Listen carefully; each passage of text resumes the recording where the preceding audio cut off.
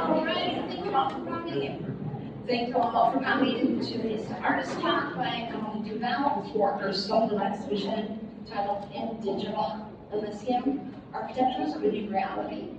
The exhibition in WRIGHT Gallery is on view until January 15th. It's supported by both the College of Performance, Visualization, and Fine Arts and the College of Architecture. First, I want to thank the artist Emily Duval for installing the exhibition and sharing her work with us at the WRIGHT Gallery, and the students who helped install.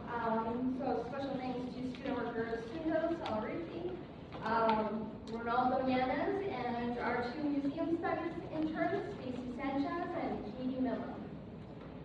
Emily was born in Paris. She's a French-American multidisciplinary artist based in Houston, Texas. She studied law and art history at the École de Louvre and the University of Paris. Her artwork is being featured in publications such as in the Houston Chronicle newspaper, New American Paintings magazine, and Art Houston magazine, where she won Artist of the Year in 2024. Emily's been in many solo and group exhibitions throughout the United States, Canada, and Europe. She's had multiple solo shows in 2025, such as in Houston at the Andrew Durham Gallery, and she also has a current show at the French Alliance in Houston, which is on view till mid-December. In 2024, Emily was commissioned for a large-scale, site-specific painting installation for the new Terminal D and Houston's George Bush Intercontinental Airport. You may see more of her digital work tomorrow night at Post Houston as part of the French Festival. Emily is going to present her artist talk, and then at the end have a short Q&A session. At 3 o'clock, her talk will be followed by the reception in the gallery with catering. So without further ado, let's welcome Emily.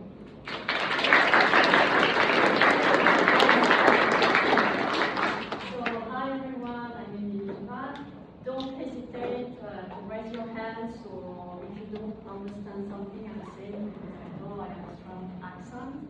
So today I'm going to present you Digital Elysium. What is an Elysium? It's my perfect work in any sense. An architecture of a new reality, so it's all about the physical entity, the digital entity, and how with all the neural network we are creating a new reality. A new perception. So I'm going to have different paragraphs. So first, how to read a constructed paradise. And those are my paradise, and you might like them, you might dislike them, but it's really how I construct my own paradise, and I hope you will merge into them. The second is designing perception, how I design perception, how I explain perception. And perception is really, if you think about phenomenology, how you see a table, how you perceive a table. So in visualization and drawings, it's very important because it's not only physical, but it's also the work of the mind. The physical construction, same thing, how I make a painting, how I construct a painting, physically speaking, the label, the techniques, and everything. From paintings to systems, so then when I constructed this painting, physically speaking, how I developed a system through those paintings. Then, why mid-century architecture? If you have seen the exhibition, you will see a lot of mid-century design houses, and I will explain why I use this type of architecture. The motifs as instruments, the pantries, the houses, the pools. Why I use these motifs as instruments in my paintings, shaping a new consciousness, so how your brain is starting to shift with the digital world, and the conclusion. So first, I'm going to show you a quick video about one of the paintings. So it's going to be really a constructed paradise, and you are going to see the painting in the center of the exhibition, and I will have a few questions. this is the painting at the center. Those are images that have nourished the painting. And as you can see, previously you have the main part of the painting, like you can see it from afar or from close. And so I have some questions.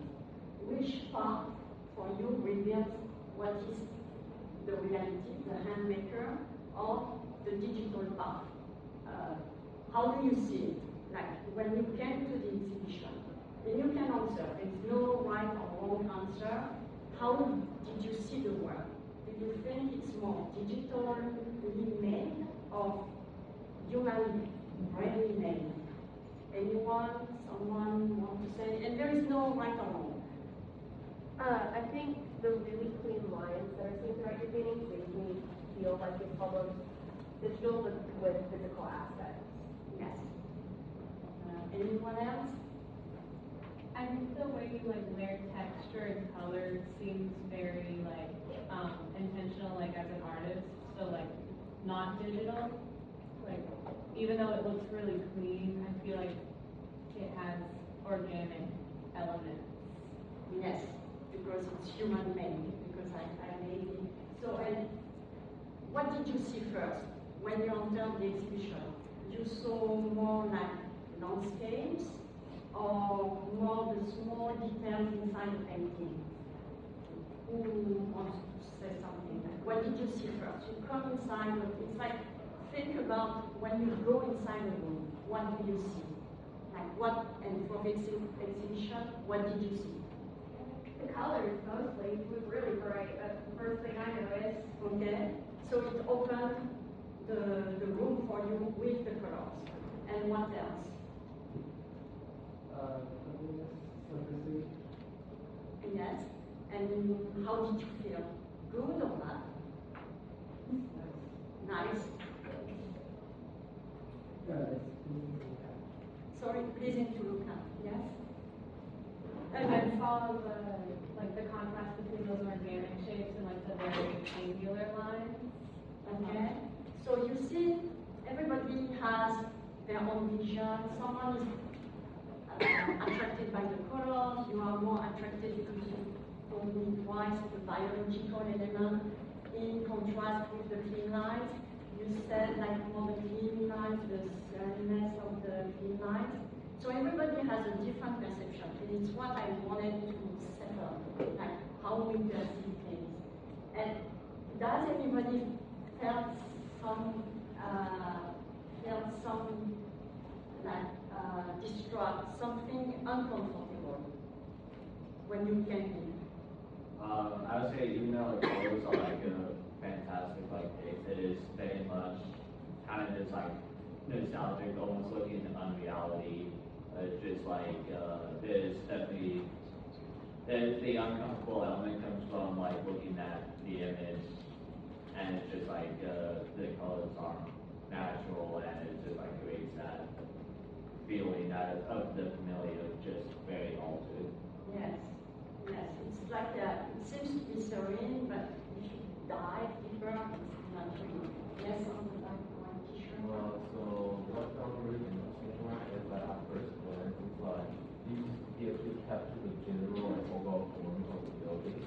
But as I look more deeply, it's just like as you like look more into it, you found that the detail that's supposed to be there is actually not there. So it's kind of like missing when you like how you actually like perceive the entire thing. You thought it was building, but if you look more closely, where like some like where its window is supposed to be, right? It's not actually the thing doesn't actually exist. It's like geometrical shape that like emphasize the idea of the window, so which like not really interesting. Yeah. Yes. I noticed that there was a lot of like large flat colors that would then be disrupted by these little points of detail of like pictures that are small, but that's when you say disrupt, that speaks to me. Disruptive what I see. Yeah. It's like to create a kind of imbalance and Right. it's really to make people think that you can see something very pleasant and think about your phone, and if you can notice my paintings are most of them are the shape of an iPhone, So you are very attracted by certain images, but think behind the image. It's really what I want to tell people. So thank you for answering the questions, because it's interesting and I need your feedback. Like if I want to evolve, it's a collaboration. So the second, designing perception, the digital colonization of attention. And that's why I was telling, like, what do you see? How do you see it? What disrupts you? And it's how your mind starts to be colonized by digital perception. So digital systems shape the perception of place, memory, and identity. And I like to do digital mock-up. So if you see this image, it's very serene. You have the chair, it's inviting, it seems to be soft, but it's completely digital. And if I present this painting with this kind of staging, it's nice. It attracts your vision. If I take a bad photo on the wall, you're like, oh yeah, I'm not interested because it's not very appealing in a sense. And so you create, you will remember the chair, especially if someone uses it multiple times to show objects, paintings. You will see the chair, you will remember this chair, this place, but also the painting acts as a window. So you have the chair where you sit, and you have the window behind you, or if you look at it in front of you. So think about where you are towards this kind of window. Are you inside or outside? Are you seated on the chair, or are you a spectator of the chair? And it will define, in a sense, your identity. Then the images, so the painting, expose digital mechanisms as AI become fully integrated. So I really want you to think about all the feeds you have generated by humans, AI, digital networks, like neural networks, but will be curated towards your, not towards, but more like as you are as an individual. So everybody is different. Everybody has a different perception, and everybody will shape and with the same, with different place, memory, and identity, but subjected to the same image. And so then you go inside the window. You look at the window, and like someone said, the gentleman here said, like, when you go closer, you see the disruption. And now this is my question. I have 3 different collages. Which one or which ones are the digital ones, and the one taken from the book? So, for example, tell me, like, which one are like the left, middle, or right side? Which one is digital? Yeah? This one, okay. Okay. And this one, do you think it's digital? Like more photo or more like a drawing? What do you think?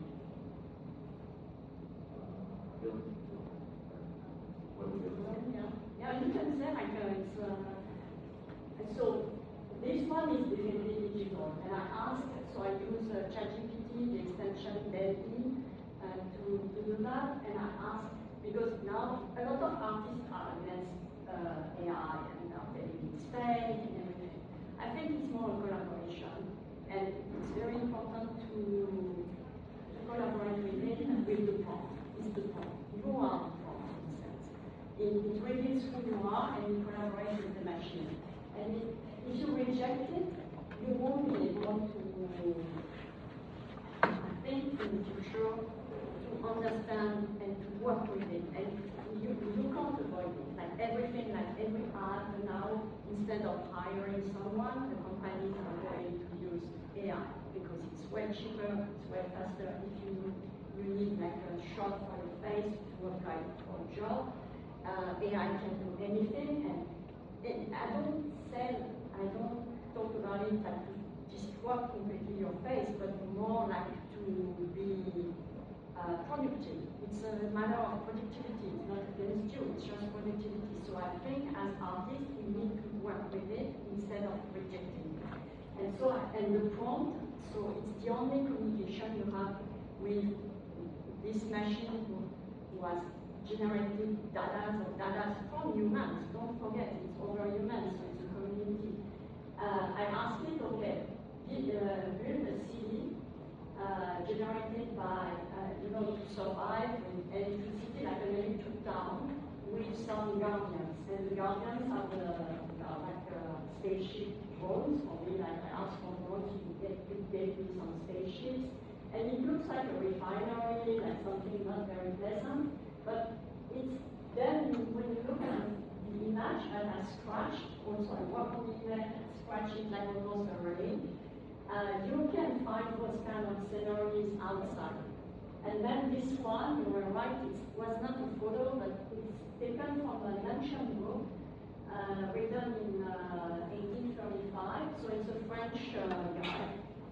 His name is Abel. He did a recording of the landscape of France with the population. So it was the bonkers data of the past in a sense, because he went down to towns.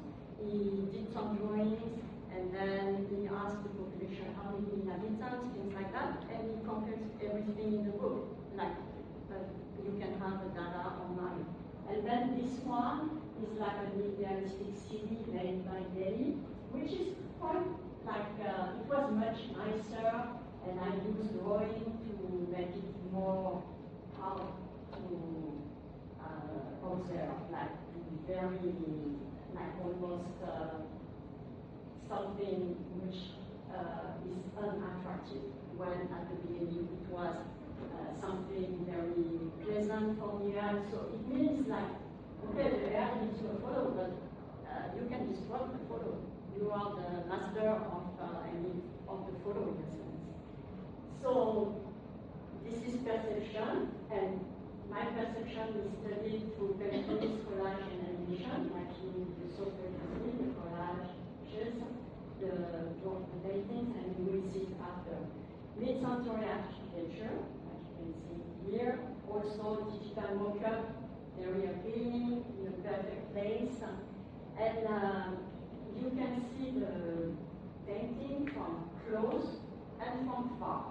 So it was what I said at the beginning. How did you see the paintings when you enter? Did you see a nice scenery, a house, all the small disruptions? And so you will see close to the painting, you can see a drone here. You can see, and those points are my neural networks, imaginary networks. This is me in the studio. This is the physical labor. Never forget about the physical labor and the value of the physical labor. And this is the last piece, so it's how an animation of my painting. So I ask AI software, okay, this is my painting. Now generate an animation of this painting. And it's how you deconstruct. And you need to think in the future, like now we think in 2Ds, we already have the virtual vision with the, how do we call it, like VR, things like that, Google Glasses. And it's how you need to train your brain, because the machine sees it in multiple dimensions. So as artists, we need, and as anyone else, I think we need to train our brains to see in multiple dimensions. Think about multiple layers. That's why when I do paintings, I use the first layer of acrylic, then some drawings, then some collages, and then some spray paint, to really accentuate the disruption, but also all the layers, because we need to think with layers like a machine. And so you, like, this is another painting that you can see there, and in my scenery, it's completely fake, it's a mock-up with AI design, and because if I take the photo here, you are not attracted to it. This one is very attractive online. And so you can see from far, but you can see from close. Again, this is a kind of design of radar this is a text, so you can integrate a lot of things and to disrupt the visualization.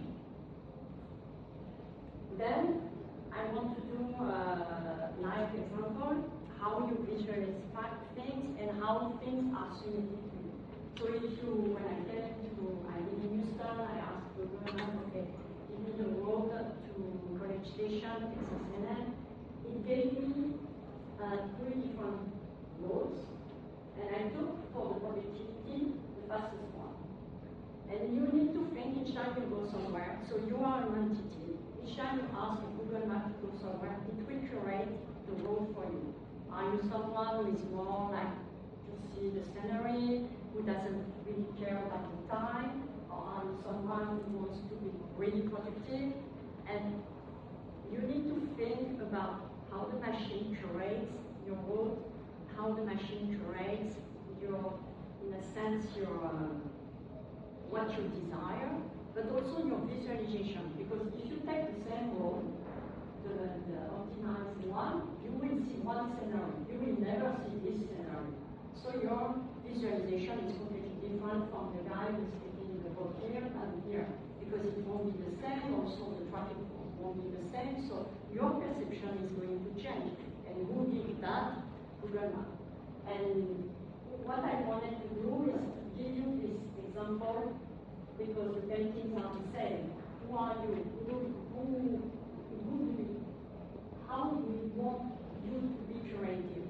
And that's why I'm insisting on that. Work with the machine to learn how the machine curates your brain, your perception, and don't reject it, and think. And when you get out of the talk, I really want you to think in your everyday life how you see things, and how like to stop like 2 minutes. Why I'm seeing that? And I don't want to tell you, oh yeah, it's very bad, if you scroll, blah blah blah, you are all done. I mean, doomed, not doomed. Sorry for my French. It's just the way it is, just because it is like we all scroll on the internet. But ask yourself why I'm submitted to those images. Why this and not something else? And try to disrupt the algorithm. It's the only thing. And try to think when you do something with your phone, why I'm in this direction and not on the opposite direction. And sometimes, and so for the paintings, I really want you to see the paintings your own way. Not my way, not your friend's way, but your own way. Because it's very important for the future. So then the physical construction, way much easier to talk about it. So it's pen, marker, collages, spray paint, with a strong architectural and chromatic intent. So the chromatic intent is because each color has the color of the other one. So they all communicate. It's like a network of colors inside, like I don't know how to say it, but they're like all babies or like brothers, I would say. And so you can see here, like the collages. This is a map of ancient Rome. I used the map of ancient Rome, so I used really, it was a previous series, so I used photos from either books, the news that I distorted. Those are, you see almost like my imaginary networks everywhere, and then you have layers of paint, spray paint here, this is gesso, and acrylic. And so you can see the projection. So this is the background, the acrylic background, and there's a lot of tape, there is some type of tape, should be some sort like that. Then, so it's a bit, the lines of the drawings, then the collages. I embed the collage so onto the painting and stamp them, and then the spray paint.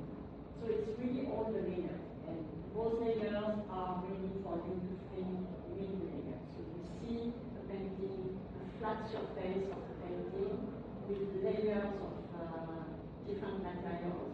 When you see a video or a photo on the internet, think of all the layers behind the photo.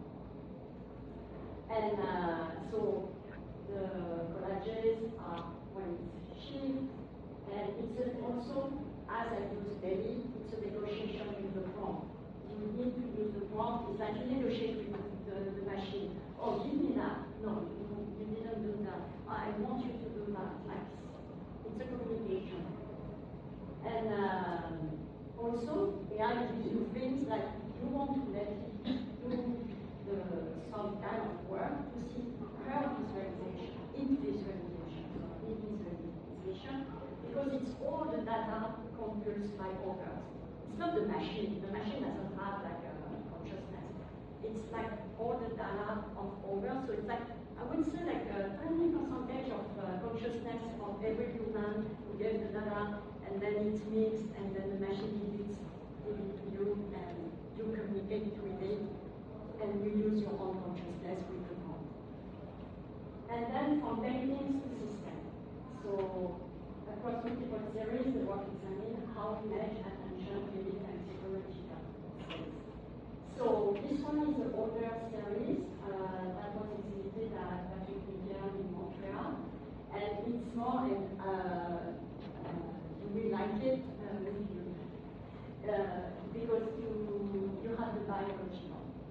So it's really the forest that merges, so the biological element that merge just with the machine. So you can see like it's a kind of grid here.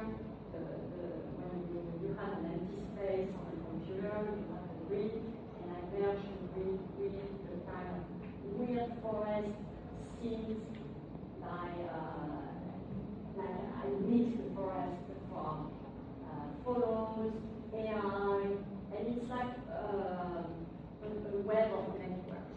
So what I want to say in this series, computational dust of existence, it's how everything merges, and it's like a spider web, either on the digital scale or on the physical scale. So you can see the painting closer. You can see also how I was at the time using ink, and I was unveiling some images of mountains, of Britain's architecture, and everything was untangled all together. So another series, the Garden of Yalta. So the Garden of Yalta is more a geopolitical observation. So it was, so this is one photo at Instagram in New York in 23. This is a digital mock-up. Again, the digital mock-up is way much more beautiful than by painting on the wall of the gallery. And it was, this one was more about the beginning of the war in Ukraine. So I mixed the Federal Bank of Ukraine with one administrative building that was destroyed, and you have maps inside, you have, I don't know if you can really see it, it's like landscapes of mountains burning, neural networks. So it's really how you can embed some geopolitical observation, and what is your perception of conflicts. So when you hear a conflict in the news, how you see it. You have never been on site. You don't know how it is. You don't know the scenario. Nobody knows the scenario of war, but we are always subjected to war. We have an opinion of war. So it's all, again, perception, how we perceive things regarding our social background, our also what we study, how we see it. You need to think about that, knowing that you are, again, subjected to a lot of visualization without sometimes knowing how they are created to you. So you need to think about the creating. So this was more about the political side. And then future paradise landscapes of digital existences at Art Fort Worth. So this one was more really about the architectural fragment, perception, time, and space. So I played, and you can see you have one here. So depending, and I was at the time working about time, space. Like first, and architecture is really good for that, especially when you mess up with it, because it's never like it might be silly, but never hang a painting straight because you won't pay attention to it. Like have a kind of distortion in a sense, and so that's why I like to put some distortions, like architectural distortion as well, to think about when you see something at the moment at a certain angle, you will see one thing, and then you go to the shifts. So think about physics, how things shifts, and with perception regarding the time. I try to keep it simple.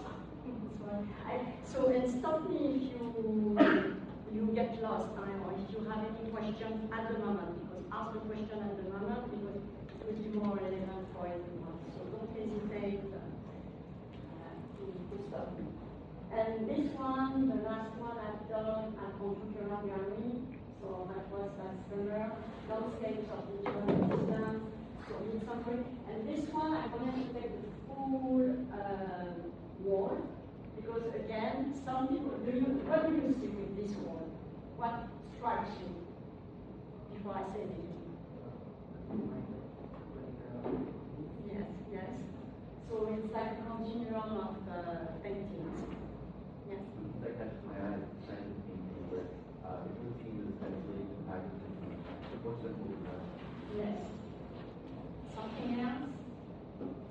The painting on the far left feels like it's coming into the right, and the painting on the far right feels like it's coming into the left of it. So it's Yes. like two perspectives looking at either side. Yes. It was like really like I wanted to do the continuum, and this one is more like, and this is really the beginning and the end, and it's like they can merge or can converge, the difference. Some people didn't see it. They came to the exhibition, they couldn't see the continuum of the paintings. So again, perception, how you see it. You were more like struck by this one. You were more struck by the two opposite ones. So again, your visualization is completely different. And so that's why I did it. It's like there was an implicit moment, like when you did this thing at the moment you go to New York, you see. But I really wanted to do so a kind of continuum, and you can see those two at the entrance of the gallery, and they are in the corner.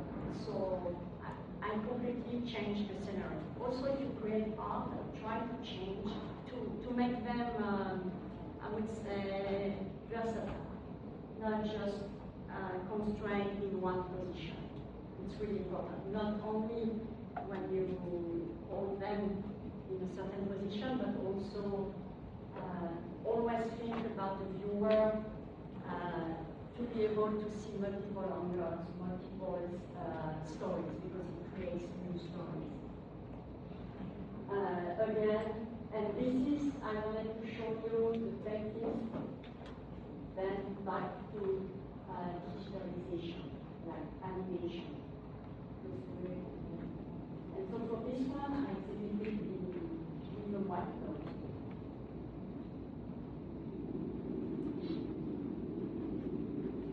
So for me, it's really the last part, how we all converge into dots and gates. And now we are like, okay, it's very plain. We don't see anything.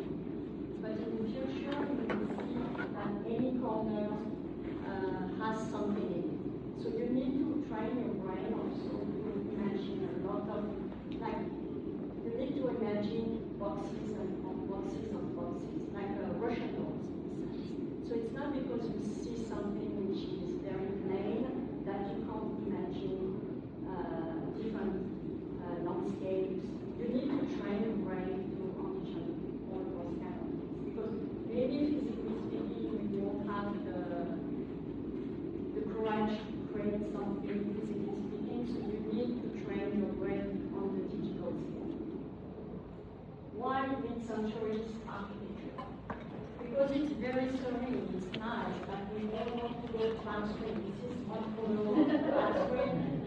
It gives you the vacation vibes in a sense. And so it's what attracts everyone. And it's why I use it. Also, mid-century was after the ones when the houses became more technological, very, like you had the dishwasher, like all the cool things, and the homes became something very appealing, like you want to show off your roof, your house. Before it was more like, I don't talk about the upper class who have very nice features in their home, but the middle class, they started to have nice homes, they could share, invite their guests. It became a kind of leisure. So it was very attractive. And that's why I use them in my paintings. It's like my Elysium, I want to be there. But once you enter, what do you see? Are you inside the home? Are you outside the home? Do you see a facade, a pool, a reflection of the pool? So you need to think about consciousness, about your own, you are your own house. Because you think now, physically speaking, but think digitally. Like what will be the future? Is the body will be relevant for on the environmental level, for example, we consume a lot of air, gas, as humans. So you need to think about what will be the future, how you will create your own Elysium. And tonight, I really want, like, you go back to, you go, like, it's only Thursday, but if you go to a party, you go back, and you come back, you lay on your bed, think about your imaginary Elysium, your perfect place, like where you would like to be, and try to visualize, like, develop your mind, make it work, like, in a sense. Motifs as instruments. Palm trees, because they are very serene. Also, if you think about hurricanes, most of the time they remain there, so they are strong and so they are nourishing, like very attractive. Pools, they are kind of instability, because as soon as you have a ripple in the pool, everything disappears, so the facade, you have the mass cascade, and then you have the reflection. What is the reflection of the pool? It's also your own reflection. Who are you on the digital scale? So the physical scale, the facade, the house, the pool, the reflection. What is your entity on the digital scale? Who are you? Is it real? Is it not? But it has a strong effect on everybody. Like if you have people interacting with you online, of course it has an impact. Also, like the big facade, in a tiny home in the middle of mountains, so it's the biological environment, but still distraught with collages, and you can see the painting, like either idealistic city or burning cities. Also, it asks, like if you look at the paintings, you have burning cities, floating cities. It asks, how do you see reality? Are you imagining it? Like when you see a floating in a state, you're like, oh yeah, they are floating. But it's so unreal. And it's so like, again, when I did it, it's form. Because it's like, you feel for them, and then you feel for you. Then shaping a new consciousness. So really the paintings, I wanted to show you. So it's what I said, like, it's all about consciousness, perception. So this is, do you recognize this home? Oh no, not at all. No, it's Elvis Presley home in Palm Springs. So this is the Elvis Presley home. This is me looking at Elvis Presley home and doing a painting around it, which is completely different, but still it's my mind. And this is the AI who transformed my painting when with Elvis Presley home. So completely different. It's my perception, my vision, but also it's my fantasy. And I added on this one, I asked a lot the prompt, give me a 19th century perfect city in gave me like a kind of Latin Parthenon style house with palm trees. So it's really like you have a burning city, and it's like Elvis Presley, home, burning city, perfect vision. You see all the data, what it can do, it does something completely different. So also think about how you create a new world, which might be completely different from the old one, and this time you don't build it physically speaking, but digitally speaking. So you need to think about infinity, the infinity of the mind. You work with the machine and the infinity, the mind and the machine. So really think again about layers. Layers of how you think, how you add layers of thinking, and how you develop your consciousness, and how you change your consciousness by expanding it. And then, sorry, almost done. Okay, so this is Elvis Presley. This is, so you think I take my iPhone, I do the follow. First iPhone already changed the reality, because it has some, even without filters, just the lens. Then it's me transforming Elvis. Could you see the difference between this one and that one? What is different? No. Sorry. Yeah?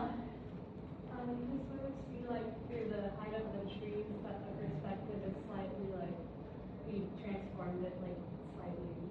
No. No? I just transformed, so I did, in fact, you can't really see it. I did the lawn, the grass is greener, and here I remove some, so it's exactly, maybe it's the perception, you see, it's exactly the same photo, but depending on where you stand, the perception of the trees, maybe the shape of the road already shifts. So you can, and so now I just remove some unaesthetical details and change the photo. Then I asked David, do the same image. And David went like, okay, I want the full home. I don't want the half home, I want the full home. So this is David. And you think about, like, this is a glass of water I took at my home on my table. Then this is David doing, like I gave it the glass of water. This is what it gave me. First, it's full glass of water, which is pretty cool. But also think about when you see an image, again, how you are attracted to it. Because definitely this glass of water is way much better than this glass of water. So you relate more to this, and more you get online images, and it's of course transformed with filter, you get more attracted to that. And you need to think that you will get more attracted to those kind of images than reality. So you start to get away from reality without knowing it. That's why I'm talking about consciousness. Your own consciousness is shifting from reality. It's not like against you. I think it's part of evolution. It's like how you shift from reality. When you look at this photo, it's not a good photo. I was in a car taking a photo of a house. It's not a good photo. You get more attracted to this one. And you are like around your 20s. But think, so when you were born, you didn't have all the iPhone and stuff. But think about the kid in ways now. This is completely normal for her. This is completely normal. It's not something, and it's not good or bad. It is what it is. And again, it's for productivity. Like, oh, I wanted this Presley at home. I can't go on Palm Springs, take a ticket, and take a photo. I can take a photo from the on the internet from someone, but then someone is going to tell me, no, no, it's my photo. I don't want you to use it. That's why I always share my photo. You can take photos of paintings, videos. You can print it, put it on your wall, and we'll be happy. So it's like free to take. I think it's great to share. And so what I want to say is like how we are shifting phenomenon of consciousness, and you are already the old, like a younger generation than me, but still you have the newest one, and trust me, you think already differently from you. So this is the sound. So this is a video I did for San Antonio Luminaria Festival, and it's how you mix layers of animation, and you can see the landmarks of San Antonio. It's just like 10 seconds, and you can see the Alamo, and so really like, again, think in multiple dimensions on the digital sphere. And then conclusion, so I guess I told you, so think about what you see, how you see it, analyze it, and think about the future, your brain in the future. So this is it. Thank you.